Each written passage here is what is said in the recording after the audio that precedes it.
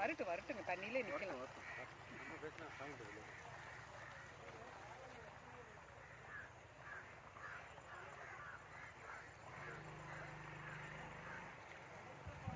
அண்ணா வணக்கம்.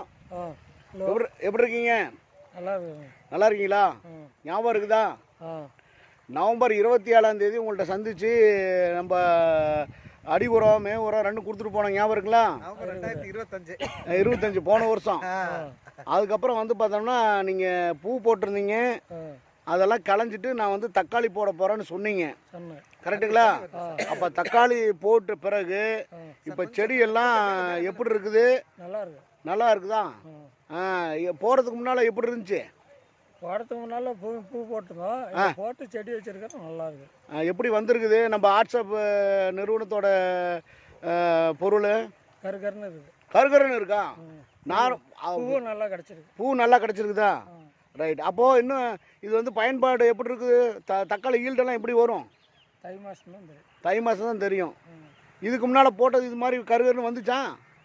கொஞ்சம் மக்களை தான் வந்துச்சு. இப்போ இந்த நம்ம வாட்ஸ்அப் உரத்தை போட்ட பிறகு இயற்கை உரத்தை மாறின பிறகு உங்களுக்கு ஒரு சந்தோஷமாக இருக்குது. ரைட். இப்போ அந்த இன்னும் செடி இன்னும் எத்தனை நாள் காய்க்கும்? தை மாதம் பூ விட்டுருச்சு. ரைட். ஸோ அப்போ வந்து நீங்கள் வாங்கினது பயனுள்ளதாக இருக்குது. இப்போ இதே மாதிரி உங்கள் சக விவசாயிகளுக்கெல்லாம் இது பரிந்துரை பண்ணலாமா? பண்ணலாம்.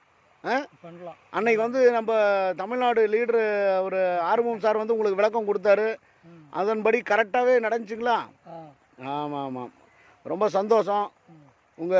உங்களை நேரில் வந்து நாங்கள் அன்றைக்கே சொன்னோம். நீங்கள் அந்த போடுங்க, செடி நல்லா வளரும்னு சொன்னோம். அதன்படி நீங்களும் போட்டிங்க, நம்பி போட்டிங்க. இன்றைக்கி வந்து பயிர் நல்லா அருமையாக வந்திருக்குது. கரெக்டுங்களா? அந்த பயிர் அப்படியே பார்க்கலாம், ஃபோட்டோ எடுக்கிறேன்.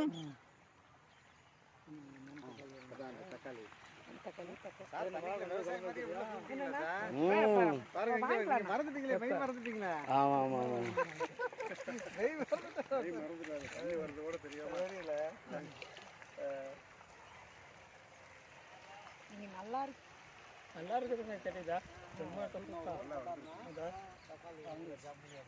இல்லை அடுத்த வாரம்லாம் வந்தீங்கன்னு வச்சுக்க காடெல்லாம் ஒடிக்கிற மாதிரி இருந்தால் 2 செடி ஒடிச்சு கொடு.